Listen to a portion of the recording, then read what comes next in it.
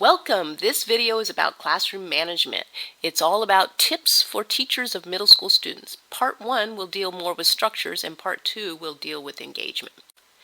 To be a good teacher, you need to create an effective learning environment. Students need to feel safe, secure, and comfortable in order to do their best learning. Middle school students are growing more now physically, intellectually, emotionally, socially than any other time in their life. They really need a very structured and secure learning environment in order to do their best learning. The most important thing when you enter the classroom is to believe.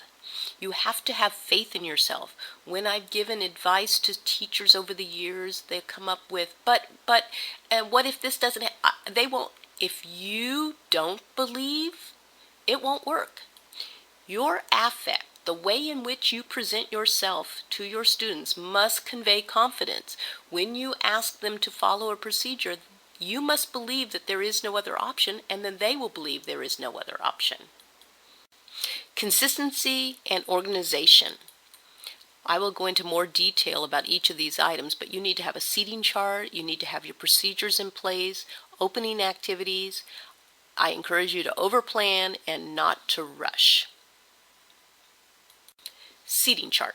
First of all, the arrangement of your desks or tables. You need to make sure that every student has access to the teaching focal point. They need to be able to hear and see you. So rows are pretty easy. They're facing the front of the room. If you're going to have tables or groups of desks, you need to arrange it so that every child can turn and see you. Do not set it up where you have a group of 4 desks and 2 students are looking directly forward and 2 students have their back squarely to you. You're setting those students up for failure if you don't give them the opportunity to see you. You choose where the students sit. Some teachers will say, oh, everybody sit where you want. If it doesn't work, we'll rearrange things. No. You want to choose from the very beginning because you want to set the environment from day one. Have the chart ready on the first day. Take your roster. I always put it in alphabetical order so I can memorize names. However you want to do it, but have it ready when they walk into the room. Change the seating often. Middle school kids are pretty social, so you want to change it up every so often to keep them on their toes, so to speak. Let's talk about procedures. Discipline versus procedures. Discipline all by itself just becomes a power struggle between the students and teachers. We're not about fighting with 12-year-olds. We're about creating an effective learning environment. Procedures are just expectations that become the norm. You should have some specific classroom procedures. You should have only 3 to 5 explicit rules that are non-negotiable. Some classrooms might have 10 or 15 rules. That's too much. It's too confusing for the students. Some teachers say, oh, I like the students to make the rules, that they have buy-in. I don't totally agree with that. You could have a discussion with the students and kind of lead them in that direction, but you should have an idea. It's your classroom. You should have very specific ideas of what you expect to happen in your classroom. You know, some examples may be talk and turn, line up in the before you come into the classroom, whatever you think is important for your learning environment. I want to caution you not to have rules such as be polite or show respect, because that's too ambiguous. What one person considers polite, another person may not consider polite. Practice, practice, practice, practice. You will need to practice the procedures with the students until they become automatic. They're just going to be the norm, so you practice over and over. Consistency is extremely important. Once the procedures have been shared with your students, you need to adhere to them yourself. You cannot have them line up on Monday to go into class and then on Tuesday let them run into the room and just sit wherever they feel like sitting. You're sending them mixed messages if you're not consistent with your routines and procedures. Having a consistent routine eliminates the opportunities for student mistakes. They can't make a mistake if it's the same every day. Opening activity. Start each class period with the same opening activity every day, the same kind of procedure. That way the students will know exactly what is expected of them and it will become a normal routine. Plan, and plan some more. You want to break the class up into 20-minute chunks. Students will tend to lose it after about 20 minutes, so you want to keep their attention by changing it up. You also want to have backup plans just in case something doesn't go the way you expected it to go. 10 minutes of dead time can create a lot of chaos in a classroom. Also, it's unacceptable to waste that time. Every minute is precious. And do not rush. And what I mean by that is make sure you take the time at the beginning of the school year to really establish your routines and procedures.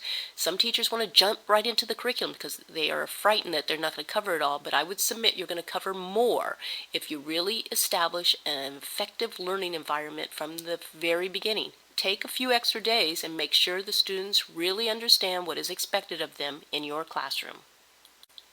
Here are some specific helpful hints. Be present in the classroom. Even though these students are getting physically bigger, they still have a need for attention and reassurance. So really be interested in them whenever they walk into the classroom. Be there.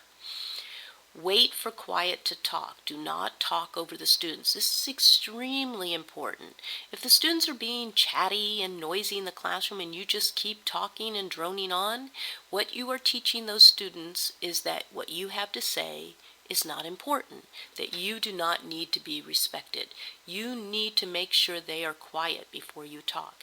Now, some teachers say, well, my goodness, if I stand there, they'll just keep talking forever, which is kind of true with middle school students. So you need to have some kind of attention getter. I used to say, if you can hear me, clap twice. Clap, clap. And then half the class would kind of look up, and then I would do it again. If you can hear me, clap 3 times. Clap, clap, clap. Ears and eyes up here. And then when they were all quiet, I would begin my conversation.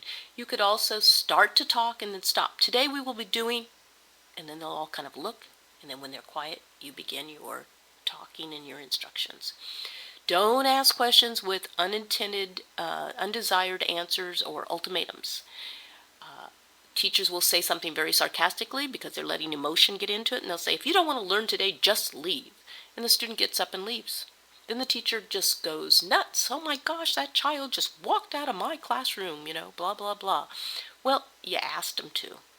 You gave them that choice. Remember that when you say something, they may take it quite literally. You need to be careful how you express yourself. Provide structures. Set it up in your class to give the students opportunities for success, not failure. Make sure the structures are such that they understand what's expected of them at all times. And do not negotiate. And what I mean by this is sometimes teachers will provide those structures and set up great routines and procedures, and then they'll sit there and they'll try to convince the students to like the idea. They will try to convince the students that it's a good idea, and they'll go back and forth trying to explain to the students. You don't need to explain to them. If you set up a nice, fair, firm, and consistent classroom, they'll like it. They want structure because their bodies are playing tricks on them right now, and they want to be able to know what's expected of them at all times. More hints. Provide choice, but make all choices something that you want to happen. For example, a student is not seated and you want him to sit down, so you say, you may sit here or there, and you wait for him to make his decision. You've empowered him to make a choice, but all the choices are something you want because you want him seated. Check the planner, notebook, if you have some kind of a procedure for that. You want to do that during quiet, structured seat work time so that there are no opportunities for students to kind of lose it because they're not focused while your back is turned to them. Have them focus on some kind of seat work or at desk work, and then you can walk around the room quietly and check the planner. Anticipate and remove. If you know students are going to bump into each other and maybe even cause a little conflict when they get up to get some supplies for a project, then you want to excuse one row at a time or one table at a time, or maybe create a traffic flow procedure where they go down the row, get the supplies, and come back into the top of the row. Want to remove the opportunities for problems. Don't take it personal. If a student has given you kind of a hard time that day, remember they're going to leave the room. They're very egocentric at this age. He or she is not going to give you a second thought, and you're going to go home and stew about it and raise your blood pressure. For what? Don't take it personally. They didn't mean it personally. Don't make it personal. Over the years, teachers have wanted me to have revenge on some child and punish them for all this grief. They made it personal. It's not personal. Why are you arguing with a 12-year-old? Say something positive to your class every day. It has a really good effect because they leave the room feeling good about themselves. You can always find some little grain of something good that happened in class that day, and it also will make you feel better because you've thought about something good and positive for that day. There is power in numbers. Conspire with your adult teammates. Nothing's more powerful than for students to know that the adults in their world talk to each other. Have similar procedures. Perhaps everybody can have the same heading on their paper, then students don't have to remember from one class to another what they're supposed to do. Collaborate and coordinate. Certain strategies work with certain students. Replicate that in all their classes so the student can be successful. Also coordinate. Don't have a math test and a language arts test the same Friday. Do not have research projects in science and social studies the same week. Coordinate with a discipline buddy. Have a plan where if a student is having a bad day in your class, they can go to another classroom. Now, remember that you want to send them to a different classroom. For example, if they're an 8th grader, to a 6th grade classroom. Do not send them to a room with their peers, because not only will they disrupt your class, they will disrupt the other class. Also, it is extremely powerful if all the teachers talk to the parents at the same time. So if a child is having a certain issue, the parents might get a little aha. Well, if they're having a problem with all the teachers, maybe my child needs to work on this issue. It's extremely important to focus on behavior, not personalities. You do not want to bring emotion into it. Remember, cause and effect. If student does X, Y happens. Quick interventions. Positive communication is just very powerful. For example, if you tell all the students to put an answer in their head, you've given them a question, and one of the students yells out the answer before they should, you just right away say, "Wow, I love your enthusiasm." But remember, answer stays in our head so everybody gets their think time. Nonverbal clues. If you want a quiet classroom, you have to model quiet. So you can give them a little look or a little shake of the head. You can tell them, everybody turn to page 50. You write page 50 on the board. And when someone shouts out what page, you just quietly point to the board. Clean slate daily. If you had a bad day yesterday, come into the classroom today. Today's a new day. Today's going to be a great day. You want to start every day off with a clean slate. Be objective. Remember to focus on the behaviors, not on the personality of the students.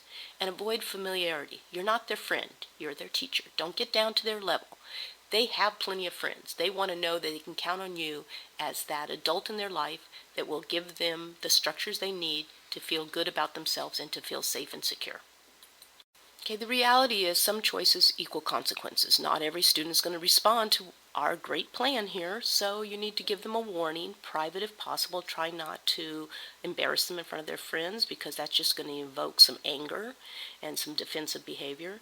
Separate from the group. They're very social at this age, so if you could separate them from the group. Forfeit privileges. That might be something that you have at your school, some kind of process for that.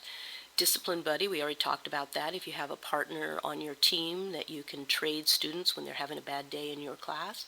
Parent contact. It's also very powerful to have the student call the parent while you're standing there and tell the student, you tell your parent what you're doing right now. And referral to administration. And this is your last resort, because when you send a student to the principal, what you're telling that student is that you can't handle it, that the principal is the real authority. You will find that engagement will eliminate many of your discipline problems. So we will address that in Classroom Management Part 2. So be on the lookout for that video. Here are some suggested reading. These are all great authors, and I've read them all, and they have some great information.